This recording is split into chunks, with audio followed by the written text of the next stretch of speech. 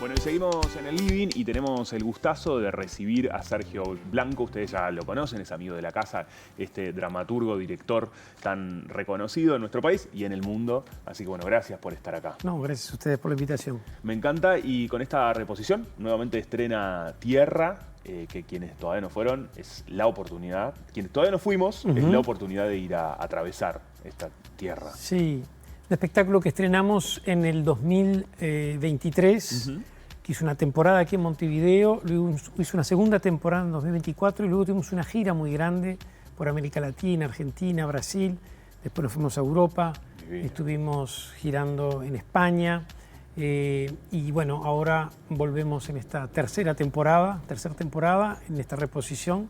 Así que estamos allí ensayando. ¿Qué te sucede con las giras, ¿no? Que es algo en lo que estás constantemente, que es parte de tu vida, pero ¿qué sucede cuando un proyecto así ves que hace esas giras, como, ¿no? Y poder verlo y observar?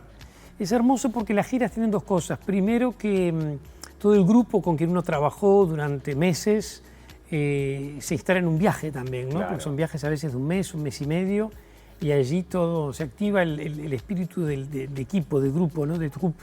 Entonces eso es muy bonito, porque con las personas con las que uno trabaja, si bien tenemos momentos de ensayo, de montaje, de representación, al estar viajando también tenemos momentos que se comparten muy agradables. Se la pasa bien. Y estamos viviendo, disfrutando, combinando un poco turismo y trabajo, entonces eso tiene un aspecto muy agradable. El teatro es un espacio donde uno está con gente con la que quiere estar bien, ¿no? Eso es muy importante. Por un lado está eso, sin lugar a dudas, que cuenta mucho, y por otro lado el placer de estar encontrando otros públicos muy distintos a los nuestros, estar en lugares como puede ser Tokio, como puede ser Alemania, como puede ser Edimburgo, como puede ser el Cairo, como puede ser Corea del Sur, o Canadá, te lleva a encontrarte con públicos muy distintos a los nuestros, y bueno, es interesante siempre ver eso, ¿no? Como la obra que uno hace para una ciudad, para un momento preciso, puede expandirse en el mundo y funcionar. Hoy, sabiendo esto de que vos lo que haces hace eco en el mundo, ¿no? Y que tenés puertas abiertas en muchos lugares, a la hora de desarrollar un proyecto, ¿tenés en cuenta ese paso? Sí, porque hoy en día los proyectos, cuando se lanzan a nivel de producción, son coproducciones de distintos países. En este momento estoy trabajando con dos proyectos, uno aquí y otro en Barcelona. Son dos proyectos que están coproduciendo, por ejemplo, Argentina, Seúl, Edimburgo en Alemania, y otro Nueva York, Quito y Corea del Sur. Así que siempre las producciones ya arrancan a trabajar estos países que coproducen, con lo cual cuando uno estrena el espectáculo sabe que luego va a ser temporadas en esos otros lugares. Claro. Eso es muy motivador, es muy motivante. Tierra, bueno, es un proyecto muy especial para ti, ¿no? Fue escrito durante un proceso también que estabas viviendo. Recientemente habías despedido a tu mamá de este plano, pero tuviste un encuentro desde otros planos también durante esa escritura. Sí, es lindo eso que decís, porque Tierra plantea eso. Tú dijiste la palabra clave, la noción de los planos, ¿no? De que la muerte, de alguna manera, si bien es algo doloroso y triste y desgarrador, yo siempre tengo mucho cuidado cuando se aborda el tema, porque podemos estar todos en momentos muy distintos, ¿no? Por ahí hay personas que están en este momento atravesando un momento muy doloroso, y sin lugar a dudas que es algo complejo, doloroso y nada fácil de llevar adelante. Pero más allá de eso, también tiene una dimensión fascinante, interesante, misteriosa y hasta bella, te diría. Y un poco Tierra se inscribe en esa idea, en que hay distintos planos con respecto a la muerte, ¿no? Y que a veces cuando perdemos un ser querido, por más dolorosa que sea esa pérdida, esos seres no se ausentan completamente, ¿no? Hay algo de la persona que desaparece, sin lugar a dudas, que no está más, pero esa ausencia se puede tocar de tan presente. Esa ausencia no es una desaparición total y completa y absoluta. Entonces Tierra un poco habla de cómo conectar con esos otros planos, ¿no? Y personalmente para ti, el proceso de escritura y cómo conectar también ahí, fue muy interesante, fuerte también. Sí, fue muy interesante. La obra empieza con un paratexto que dice: las letras fueron inventadas para que podamos dialogar con los muertos, ¿no? Decía San Agustín. Sin lugar a dudas, la literatura nos permite dialogar cuando leemos una novela escrita hace 3 siglos, de alguna manera estamos dialogando con ese escritor que escribió esas letras. Entonces la literatura tiene esa capacidad. El arte en realidad es un antídoto contra la muerte, nos permite conectar con obras que vencieron a la idea de la muerte. Para mí este proceso fue muy particular porque lo escribí en un momento en donde yo estaba atravesando el duelo de la pérdida de mi madre. no fue el momento más doloroso, porque en un duelo hay distintas fases, distintas etapas. Hay etapas que son muy dolorosas, muy complejas, que son muy paralizantes incluso, pero a medida que el tiempo va pasando, todo ese dolor, ese desgarro, esa tristeza, se va transformando en algo bello y uno puede conectar con esas personas que perdió desde recuerdos, de conversaciones, de pensamientos. Y en ese momento, después que atravesé un momento de mucho dolor, decidí escribir sobre mi madre y fue muy particular porque mi madre era profesora de literatura, era poeta, fue la persona que me enseñó a leer y a escribir, fue una persona con la que yo pasé 50 años de mi vida dialogando sobre literatura. Entonces, escribir sobre ella era una forma de conectarme con ella. Trabajé mucho con sus diarios, con sus escritos, con algunos poemas de ella que no fueron publicados. Entonces, allí en mi apartamento de París, yo generalmente escribo de mañana muy temprano, pero para esta obra decidí escribir de noche, en la oscuridad de mi escritorio, y me gustaba esta idea de convocar por el pensamiento, por las emociones, a mi madre muerta, ¿no? Muy como un ritual, realmente. Exactamente. La escritura es un ritual siempre, ¿eh? Es un ritual, sea el tema que se escriba, que se aborde, siempre hay algo de ritual, ¿no?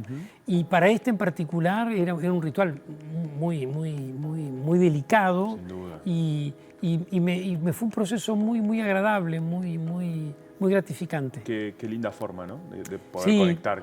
Sí, bueno es que podemos conectar con la muerte. Generalmente lo llevamos siempre al tema del tabú, ¿no? De lo que lo es, sin lugar a dudas, es un tema complejo, vuelvo a repetir, no es un tema liviano como el amor, son dos temas complejos, ¿no? Los dos grandes temas que nos mueven como seres humanos, el amor y la muerte, los dos son muy complejos. Y así como en el amor puede haber cosas terribles, monstruosas, violentas, también en la muerte puede haber belleza, puede haber ternura, puede haber cosas muy agradables. Una frase que te he escuchado decir y que me parece muy gráfica, está buenísima, es esto: parto desde mi propia lágrima para hablar sobre el diluvio, ¿no? Sí. Porque claro, esto a todas las personas nos ha pasado y nos pasará, de despedir gente. Sí.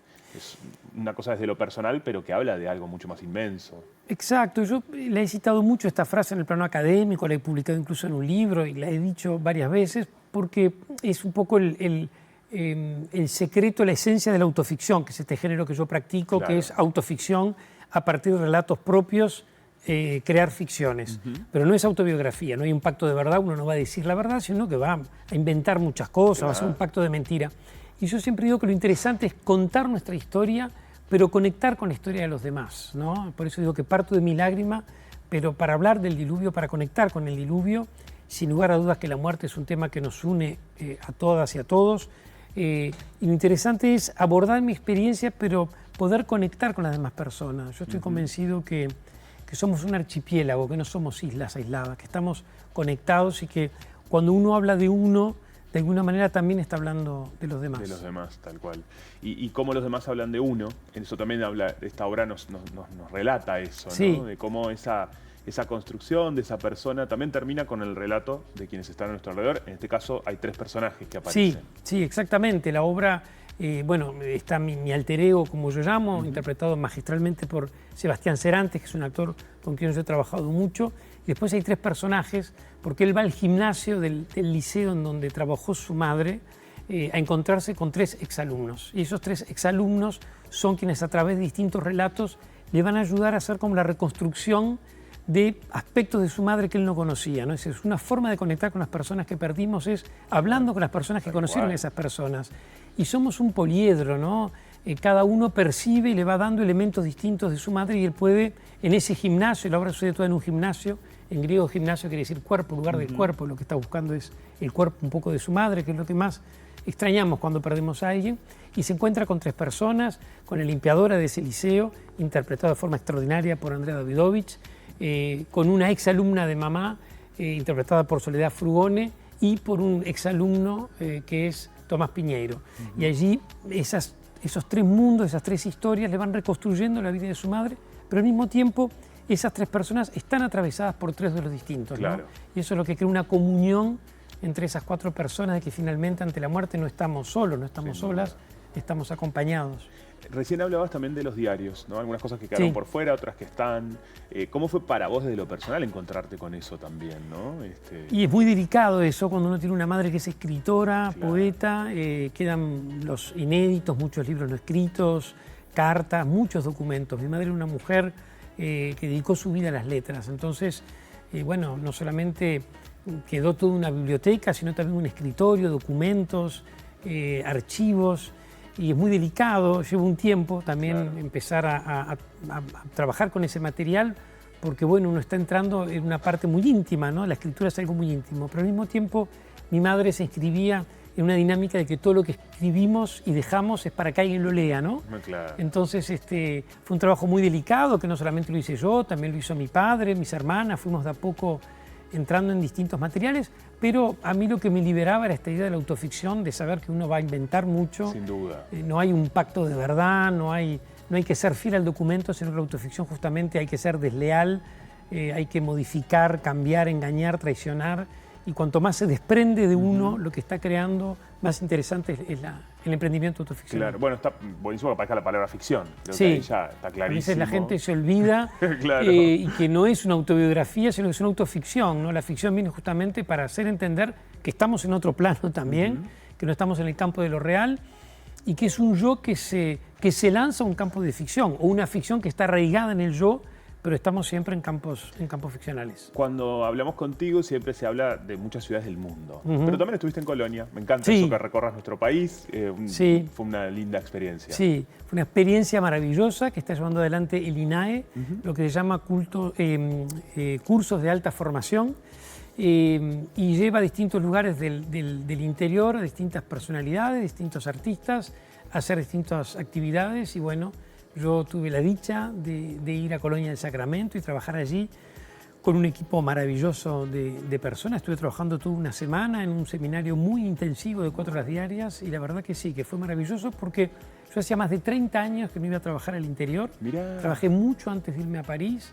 Wow, así que fue reconectar con Colonia del Sacramento, donde hay el departamento de Colonia, es un departamento que tiene muchos teatros, muchos lugares con teatros, pero te diré que todo el país, los 19 departamentos, tenemos la dicha de tener un movimiento teatral muy rico, muy importante, así que es interesante estos intercambios, estar de Tokio a Quito, a Milán y venir a Colonia del Sacramento es algo hermosísimo. Está buenísimo que eso pase, qué buena oportunidad para nosotros también los uruguayos, de poder tener esa oportunidad de tenerte ahí, conversar. Bueno, recordemos las fechas, Tierra, la gente puede sacar ya las entradas. Sí, por Ticantel o en las boleterías del Sodre, y el espectáculo se estrena el miércoles 6 de agosto y va de continuo hasta el domingo 17 de agosto, salvo el lunes no hay función. Y es todos los días a las 21 horas y los domingos a las 19 horas. Espectacular. Sergio, gracias por estar acá. No, gracias a ustedes. Siempre es un gusto recibirte. Lo mismo digo, muchas gracias. Ya hacemos una tanda y seguimos con el living, ya saben, Tierra, las entradas están disponibles. Si no la vieron, no se queden afuera. Y si ya la viste, bueno, siempre es bueno volver a ver teatro, porque seguramente mueve alguna que otra ficha que todavía no se ha movido. Hacemos tanda, ya seguimos con el living.